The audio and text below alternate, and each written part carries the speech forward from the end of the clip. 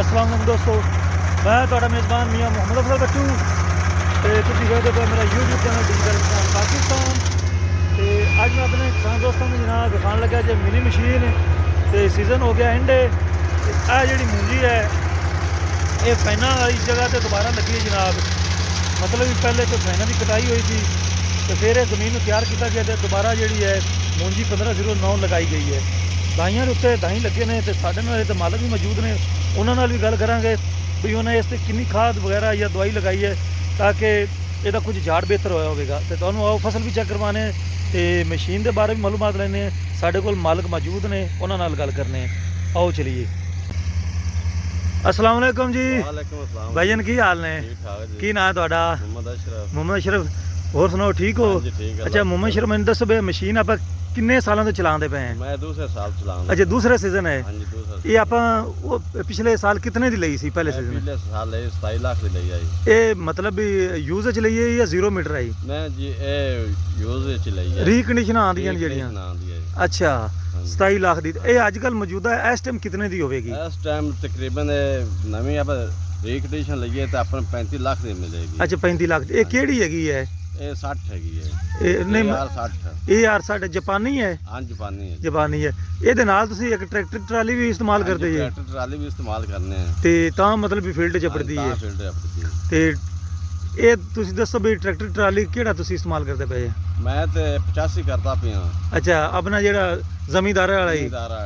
अच्छा ठीक है। वैसे 240 भी होवे ते सर सकता है। 60 भी दे ਜਾਂਦਾ ਕੰਮ। अच्छा। ਕਿਹੜਾ ਇਸਤੇਮਾਲ ਕਿਹੜਾ ਲਾਭ ਜੋ ਕੰਮ ਦੇ ਜਾਂਦਾ ਹੈ। अच्छा ਇਹ ਸਾਰੀ ਜਿਹੜਾ ਮੌਜੂਦਾ ਸੀਜ਼ਨ ਚੱਲਦਾ ਪਿਆ ਬਲਕਿ ਐਂਡ ਹੋ ਗਿਆ ਹੁਣ, ਇਹ ਮੁੰਜੀ ਦੁਬਾਰਾ ਲੱਗੀ ਹੋਈ ਹੈ ਤੇ ਆ ਨਾਲ ਸਾਡੇ ਕਿਸਾਨ ਭਾਈ ਆ ਗਏ ਨੇ ਨਾ, ਤੁਸੀਂ ਪੁੱਛਣੇ ਤੇ ਇਹ ਮੈਨੂੰ ਦੱਸੋ ਵੀ ਕਿੰਨੇ ਕਿੱਲੇ ਆ ਸਰ ਤੁਸੀਂ ਫਾਈਨ ਕਿੰਨੇ ਕਟਾਈ ਨੇ? ਟੋਟਲ ਕਟਾਈ ਕਿੰਨੀ ਕੀਤੀ ਹੈ? ਟੋਟਲ ਅਸੀਂ ਕਟਾਈ ਕਾਰ ਦੀ ਇੱਕ ਮਸ਼ੀਨ ਨਾਲ ਕੋਈ 400 ਕਾਰ ਹੀ ਲਈ ਹੈ। 400 ਕਿੱਲਾ। ਦੋ ਮਸ਼ੀਨਾਂ ਬਣਾਈਆਂ ਹੋਈਆਂ ਨੇ। ਦੂਜੀ ਮਸ਼ੀਨ ਕਿੱਥੇ ਹੈ? ਦੂਸਰੇ ਪਿੱਛੇ ਪਿੰਡ ਚਲਦੀ ਪਈ ਹਾਲੀ ਉਹ ਵੀ? ਅੱਛਾ ਤੇ ਰੇਟ ਰੂਟ ਕਿੰਨਾ ਚੱਲਦਾ ਪਿਆ ਮੌਜੂਦਾ? ਰੇਟ ਮੌਜੂਦਾ ਅਸੀਂ ਕਿਵੇਂ 70 ਆ ਜਾਏ ਅਸੀਂ ਉਵੇਂ ਕਰ ਲੈਂਦੇ। ਮਤਲਬ ਘੱਟ ਤੋਂ ਘੱਟ ਕਿੰਨਾ ਹੈ? ਘੱਟ ਤੋਂ ਘੱਟ 70 ਲੈਂਦੇ ਪਏ ਤੇ ਬਾਅਦ ਤੋਂ ਬਾਅਦ ਅਸੀਂ 885 ਲੈਂਦੇ ਪਏ। ਮਤਲਬ ਵੀ ਇੱਕ ਬੰਦੇ ਦਾ ਕੱਲਾ ਕਿੱਲਾ ਆ ਗਿਆ ਤੇ ਦੂਰ ਹੈ। ਉਹਦੇ ਕੋਲ 885 ਲੈਂਦੇ। अच्छा मतलब भी ठीक हो गया। आज साइड दो दोस्तों, कबूटा मशीन है जनाब, एरोस्टार।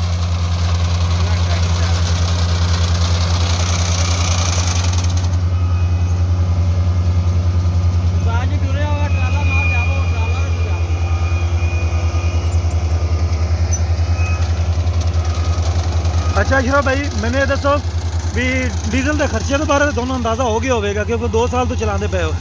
एक किले तो कितना को पी जाती है? तकरीबन 1 किले ते डीजल पी ਜਾਂਦਾ 10 लीटर पी जाती है अखा बंद करके। ਅੱਛਾ ਬੰਦ ਕਰ। अगर फ्लाट हो तो 8 लीटर भी हो सकता है। 8 भी हो सकता है। अच्छा तो ये जी टैंकी है किन्ने किले भरींदी पई है? ਇਹ ਕਿੱਲੇ ਚ 2 ਲੈਂਦੀਆਂ ਪਈਆਂ ਨੂੰ। ਅੱਛਾ। ਡੇਢ ਵੀ ਲੈ ਜਾਂਦੇ, ਕਿਸੇ 2.5 ਵੀ ਲੈ, ਕਿਸੇ 3 ਵੀ ਲੈ ਜਾਂਦੇ। अच्छा जो थोड़े ड्राइवर है? ਹਾਂਜੀ। अच्छा इनू कितनी तनख्वाह दे रहे जी? ਕਹਿੰਦੇ ਅਸੀਂ 2.5 ਲੱਖ ਦਿੰਦੇ ਪਏ। ये कला बंदा या दूसरा भी ना लेंदे? ਇਕੱਲਾ ਬੰਦਾ ਹੈ। कला बंदा ही? ਹਾਂ ਦੋਨੋਂ ਹੈਲਪਰ ਨੇ। दो ਲੈਦਾ उन्होंने तनख्वाह कितनी कितनी है? ਉਹ ਤਾਂ ਵੈਸੇ ਸਾਡੇ ਕੰਮ ਹੈ ਗਿਆ ਉਹਨਾਂ ਵੈਸੇ। उन्होंने वल सिखाते फिरते हैं भी चलो ट्रेन हो जाते, लेकिन इस बंदे ने 2.5 लाख दिता है। ठीक हो गया, मेहरबानी जनाब। असीं हुण तुहाडी मशीन चेक कर ली है दोस्तों। आज चेक करो जनाब AR 60 एरोस्टार ते ए ड्राइवर साहब है जी। अस्सलाम वालेकुम जी। उस्ताद जी की हाल ने? ठीक हो? सीजन मुकम्मल होने वाला है तो कैसा रहा तो किन्नी को कटाई की है? कोई अंदाज़ा दसो। 550 किला कर ली है। अच्छा ठीक हो गया। तो मशीन कैसी चली है? चंगी चली है। तो गाड़ी कितनी तनख्वाह उन्हें लाई हुई मालका? 2.5 लाख रुपया। ये मैंने दसो थोड़े ना हेल्पर को नहीं काम करता? अच्छा बस उन्होंने अपने मुलाजम ही है जिन्होंने वाल वुल सिखाना है?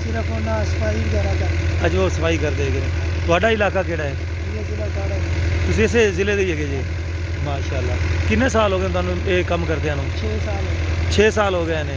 पहले 4 साल साल लाए ने। अच्छा 4 साल के बाद 6 साल हो गए आप अकेला कर। अच्छा अच्छा सही हो गया। तो यह मशीन चंगी चलती है? इहदे जेहड़े पार्ट्स वगैरह आसानी नाल लभ जांदे ने? नहीं अभी सानू नहीं मिलते लेकिन कुछ नवे लगते हैं। अच्छा आ हुण जेहड़े तुसीं कटाई करदे पे हो ਇਹ ਇੱਕ ਟੈਂਕੀ ਕਿੱਲੇ 'ਚ ਭਰਿੰਦੀ ਵੀ ਕਿ ਦੋਵੇਂ ਚੋਂ ਨਹੀਂ ਇੱਕ ਕਿੱਲੇ ਚ ਦੋ ਟੈਂਕੀਆਂ ਹੋ ਦੋ ਟੈਂਕੀਆਂ ਨਿਕਲਦੀਆਂ ਪਈਆਂ ਨੇ ਫਿਰ ਤਾਂ ਅੱਛਾ ਝਾੜ ਨਿਕਲਦਾ ਪਿਆ ਹੈ। ਚਲੋ ਦੋਸਤੋ ਇਹ ਚੈੱਕ ਕਰ ਲਓ ਜਨਾਬ।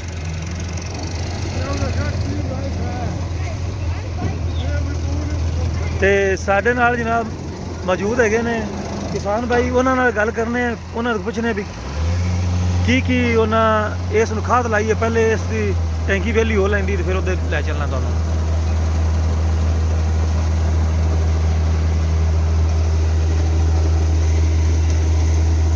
ਅੱਛਾ ਕਰ ਲਓ ਜਨਾਬ। ਇਹ ਦੁਬਾਰਾ ਲੱਗੇ ਨੇ ਦੋਸਤੋ ਫਾਈਨਾ ਵਾਲੀ ਜਗ੍ਹਾ ਤੇ।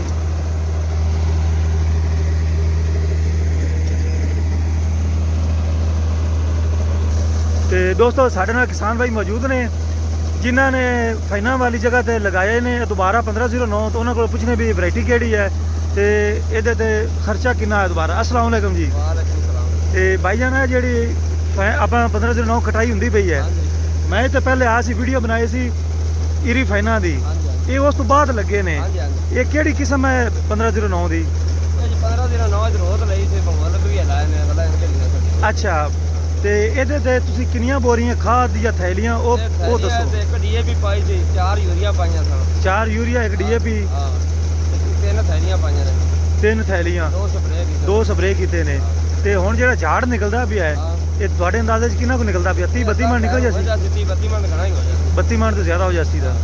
ਤੇ ਇਹ ਕੰਮ ਠੀਕ ਹੈ, ਹੁਣ ਕਣਕ ਵੀ ਲੱਗ ਜਾਸੀ ਦੀ। ਅੱਜ ਕਣਕ ਲਾ ਦੇ। ਤੇ ਕੀ ਮਸ਼ਵਰਾ ਦਿਓਗੇ ਕਿਸਾਨਾਂ ਨੂੰ ਮਕਈ ਦੀ ਜਗ੍ਹਾ ਤੇ ਇਹ ਲਗਾਵਣ? ਬਸ ਅੱਜ ਸਲਾਹ ਕਰਦਾ ਜਾਂ ਮਕਈ ਜਾਂ ਕਣਕ ਕੋਈ ਨਾ ਕੋਈ ਜ਼ਰੂਰ ਨਹੀਂ, ਜਿਹੜੇ ਬੰਦਿਆਂ ਨੇ ਫਾਈਨਾਂ ਤੋਂ ਬਾਅਦ ਮਕਈ ਲਗਾਈ ਹੈ ਉਹਨਾਂ ਦੀ ਵਿਕਦੀ ਵੀ ਹੈ 70,000 ਦੀ, 65,000 ਦੀ। 30,000 ਉਹਨਾਂ ਦਾ ਖਰਚਾ ਹੋਇਆ ਹੈ ਤੇ ਉਹਨਾਂ ਨੂੰ 25-30,000 ਬਚਦਾ ਪਿਆ ਹੈ।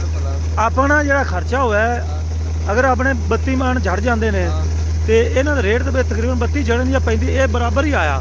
ਨਹੀਂ ਇਹ ਵੱਧ ਜਾਂਦਾ। ਇਹ ਬਚਤ ਜ਼ਿਆਦਾ ਦੇ ਸਨ ਜ਼ਿਆਦਾ ਦੇ ਉਹਨਾਂ ਦੀ ਨਿਸਬਤ, ਮਕਈ ਦੀ ਨਿਸਬਤ। ਇਹ 70,000 ਦਾ ਕਿੱਲਾ ਹੋ ਜਾਂਦੀ। 70 ਦੇ ਬੜੀ 21-22 ਰੇਟ। ਹਾਂ 21-2200 ਰੇਟ ਹੈ। ਤੇ ਇਹਦਾ ਤੇ ਮਤਲਬ ਜਿਹੜਾ ਖਰਚਾ ਤੁਸੀਂ ਦੱਸਿਆ ਹੈ ਉਹ ਰੁਪਈਆਂ 'ਚ ਕਿੰਨਾ ਬਣ ਗਿਆ ਸੀ ਅੰਦਾਜ਼ੇ? 25,000 ਤੇ ਮਕਈ ਦਾ 30-35 ਬਣੇਗਾ। ਮਤਲਬ ਵੀ ਉਹਦੇ ਨਾਲ ਵਕਤ ਇਹਦਾ ਘੱਟ ਹੈ। ਹਾਂ ਬਿਲਕੁਲ ਠੀਕ ਹੋ ਗਿਆ, ਬੜੀ ਮਿਹਰਬਾਨੀ ਜਨਾਬ, ਸ਼ੁਕਰੀਆ ਨਵਾਜ਼ਿਸ਼।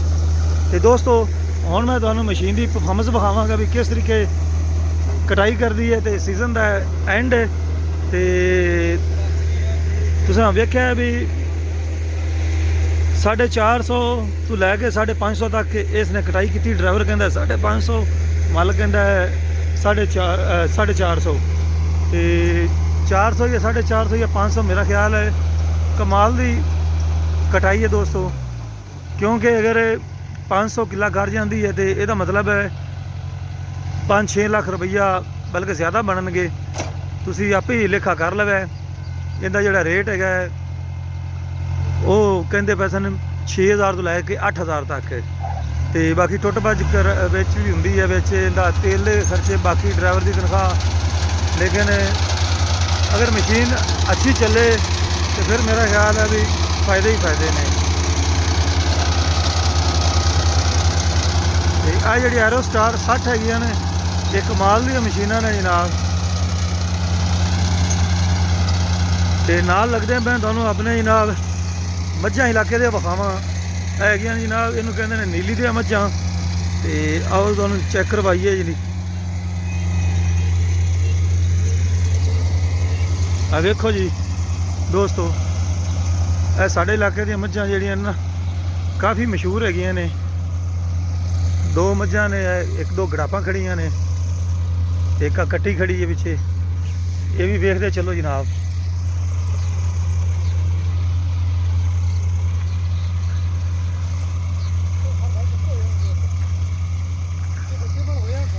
ਇਹ 32 ਮਣ ਤੋਂ ਜ਼ਿਆਦਾ ਹੋਣਗੇ ਨਿਆਜ਼ ਭਾਈ।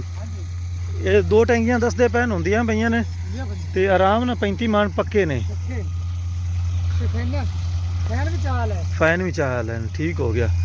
ਦੋਹਰੀ ਫਸਲ ਲਈ ਹੈ ਜਨਾਬ ਦੋਸਤੋ। ਤੇ ਇਹ ਤੁਹਾਡੇ ਸਾਹਮਣੇ ਹੈ।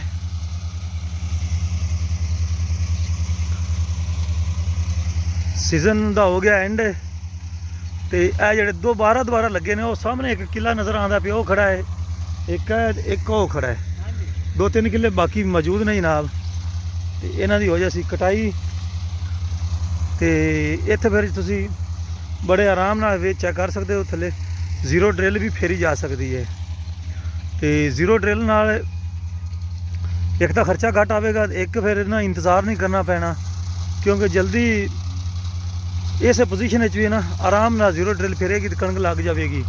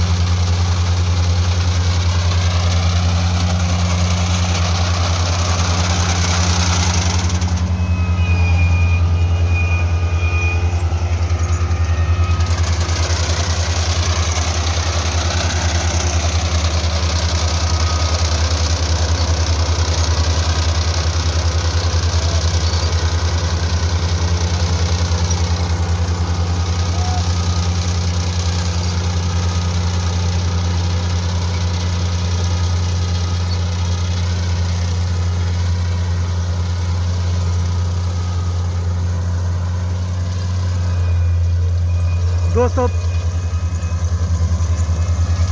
ਬਹੁਤ ਹੀ ਜ਼ਿਆਦਾ ਕੰਪਨੀਆਂ ਆ ਗਈਆਂ ਨੇ ਇਹਦੇ ਵਿੱਚ ਮਿਨੀ ਮਸ਼ੀਨਾਂ ਵਿੱਚ, ਤੇ ਇੱਕ ਤੋਂ ਵੱਧ ਕੇ ਆਈਆਂ ਨੇ ਕੰਪਨੀਆਂ, ਤੇ ਕਟਾਈਆਂ ਤੁਹਾਡੇ ਸਾਹਮਣੇ ਹੀ ਕਰਦੀਆਂ ਨੇ ਤੇ ਕਮਾਲ ਦੀ ਕਟਾਈ ਕਰਦੀਆਂ ਨੇ।